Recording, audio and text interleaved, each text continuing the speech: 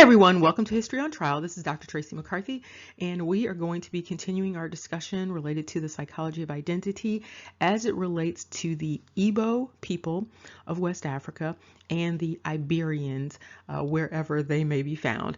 And we are also going to be addressing in this discussion this little known island known as Igbo Island.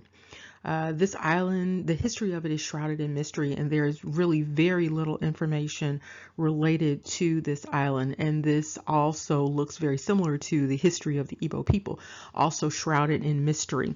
And so we're going to look at this island, look at some of the commentary from the author Adeobi talking about her great-grandfather, the Nigerian slave trader. And then we're going to, again, look at some of the people from the island. We are going to look at the island itself. It's off the east coast of Africa. And so we're going to try to get a better understanding of this island situation. And if anyone has any input, they can put it in the comment section. Again, there seems to be a link between this idea and this identity of Igbo and Iberian. If this appears on anything other than Dr. Tracey McCarthy, it is stolen and unauthorized. Let's get started. And if you are not familiar with this article, you might want to check it out.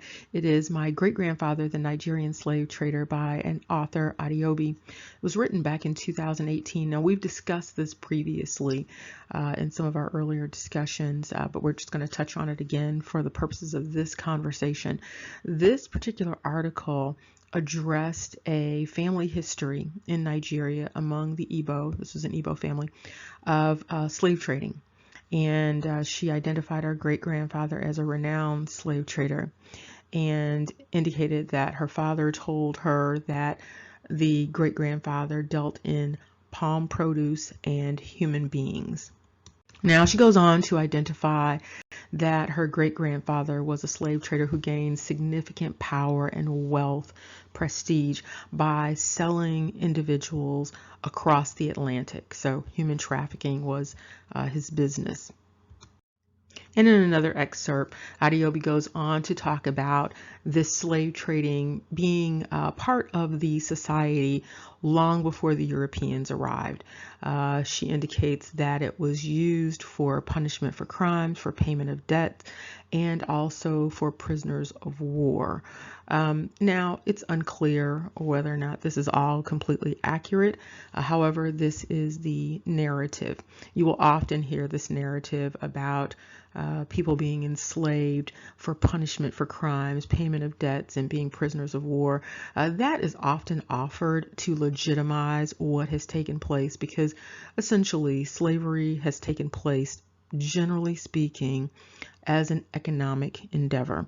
And so it really has had very little to do with anyone doing anything to earn it. And so you have a number of slave traders and slave raiders who would go in and raid camps and raid societies in order to enslave people. And so in order to create a moral high ground, there's another narrative that's created about this being sort of a just reward for misbehavior. So anyway, she goes on to talk about this slave trading escalating to basically kidnapping people from other villages and also selling off disgraced relatives.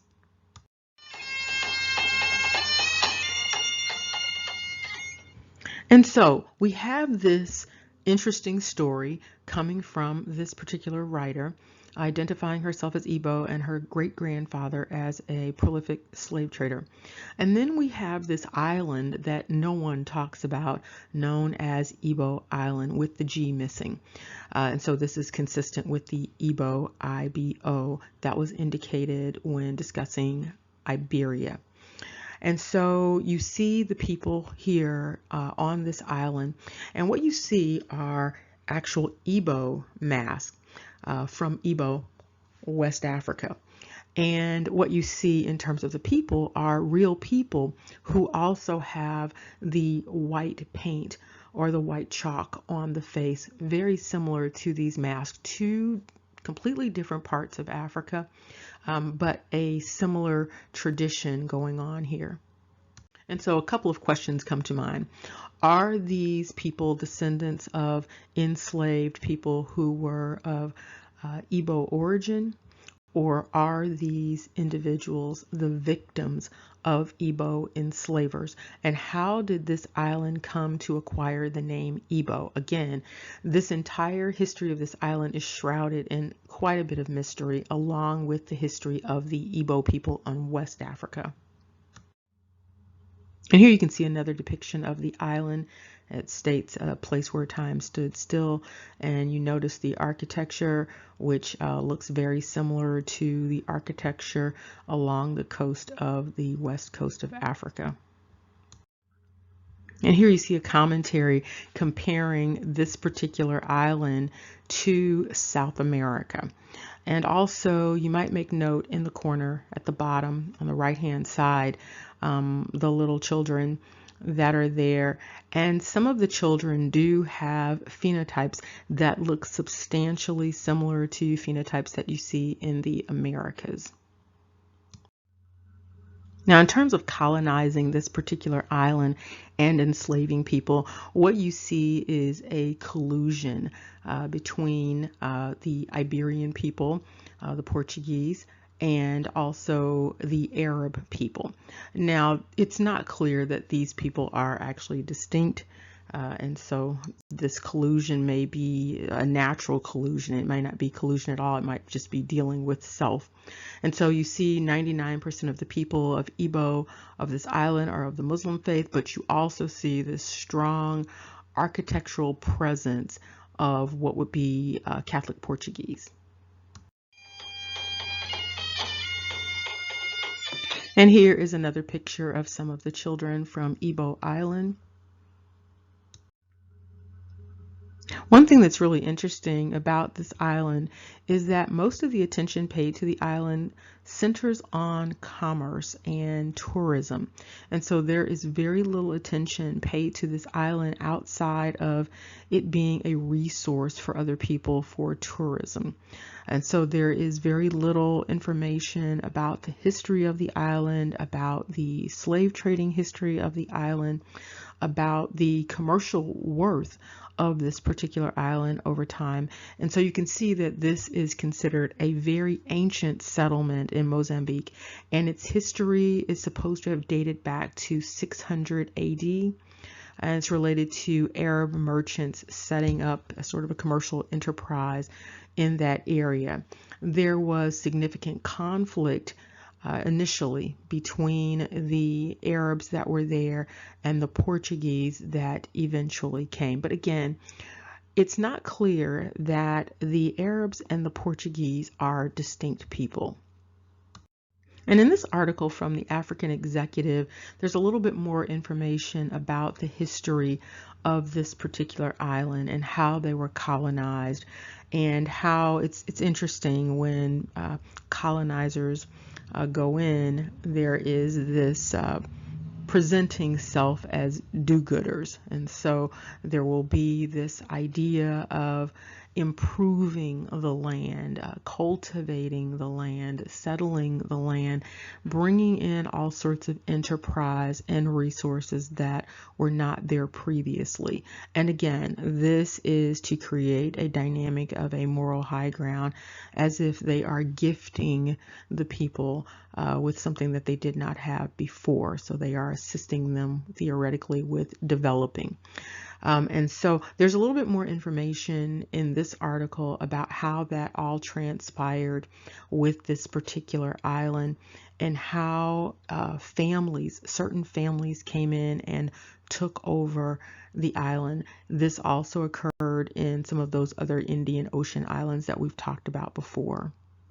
And you can see up at the top that the islands were basically ruled by a Portuguese lord and by Muslims also. And Igbo Island traded in amber, jet, ivory, turtle shell, very lucrative trade. And then you see towards the middle that there were two quote-unquote white families that were also ruling families. And you can see their names there also. And to get more information about the island, you need to look more at Mozambique's history in general. And so there's a little information about Mozambique's history. What's interesting is this building there that is structured in the shape of a star.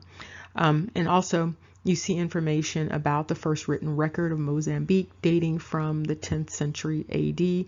Again, related to sort of Arab colonization and conquest. There's an interesting note here about the Bantu speaking people in 3rd century AD traveling from Central Africa onto the East Coast and into this particular area. And here again, you see this notation about this collusive activity between the Portuguese and the Arabs in that particular area, and how this colonization of Mozambique was really a joint effort. Now, this discussion talks a little bit more about the political structure of that area and also how slave trading became so prominent. And so there's a notation about Mozambique selling individuals into slavery into the Americas. And so you will see this going on with the slave trading into the Americas past the point of it being considered illegal for most countries, for those countries that were involved with Portugal, for the most part, Brazil. This continued on for quite a bit of time after many other places stopped. And again, the question is, who were the enslaved people and who were the enslavers? Were the enslavers the Igbo people, as indicated by Adeobi, or were the Igbo people the people who were actually enslaved in this particular situation? Or was it a situation where people were both enslaver and enslaved? And what role did this particular group of Iberians play, if any, in this entire dynamic? Are these the same people as the Igbo people that are in West Africa? Are these the same Iberian people that are in the Iberian Peninsula? And so these are some questions that really demand research. And so hopefully there will be people who will be out there doing that research, particularly those who are from the Igbo ethnic group. And again, just a reminder that the identities of the individuals who were involved in slave trading, colonizing, their identities are not as clear-cut as many people would like for them to be. Many people would like to have these nice, clear lines of delineation related to racial classifications. And things are just not that neat and tidy in terms of unpacking this entire dynamic. It's a global dynamic, and you have so many identity issues going on. You have a lot of mixing of people going on, and people hiding behind identities, assimilating, and also doing what's known as going native. We talked about that before. And so you have a number of dynamics going on across the globe that make it very difficult to completely disentangle what took place a long time ago. And so it is easier to get a handle on what's going on now or what went on in the recent past than the distant past. It gets a little bit more murky when you talk about the distant past, but there are some keys that will, work together to help solve some of these questions. Again, you can see how identities can be very confusing. Again, most people would not think of the Iberian individuals as perhaps being synonymous with the Igbo, and some people might not think of the Iberians being synonymous with the ancient Iberian kingdom.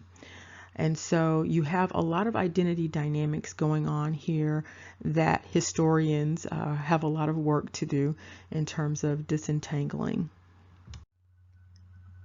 Now, it's actually helpful that Adeobi wrote this article because it opened the eyes of many people, and it also opened up opportunities to have deeper conversations about this human trafficking dynamic that was a global dynamic. It also opens up the door for having more conversations about ancestry. One of the things that happens is that there's the belief that people outside of Europe, outside of Africa, outside of Asia, the Americas basically, that those people are unclear about their histories. But what is also going on is that you have individuals who are in Africa, who are in Europe, and they are not clear about their own histories. And so even when you talk about the west coast of Africa, that's not their native land for the most part. And so they came from somewhere else, but that is shrouded in mystery. Now, there's really no reason why it should be shrouded in mystery, but it is shrouded in mystery. And so it would be helpful for all concerned for there to be an increase in research about the respective histories of the different groups of people, not just in West Africa, but in the Americas, in Europe, in Asia, so that we can get a better understanding of not only who we are, but who we are in relation to other people, and also get a better understanding as to whether the facts that we think we know about our histories actually add up to truth. Okay, now we are going to wrap this discussion up. We are completing this portion of our discussion on the psychology of identity related to the Igbo people, whether you're talking about the Igbo people of Igbo Island, or whether you're talking about the Igbo people on the west coast of Africa, or whether you are talking about potentially the Igbo/Iberian people in the Eurasian area or in the Iberian Peninsula area. A better understanding of the recent past and the distant past will definitely help with having a better understanding of present day and going forward. Remember, knowledge is power. Take care. See you soon.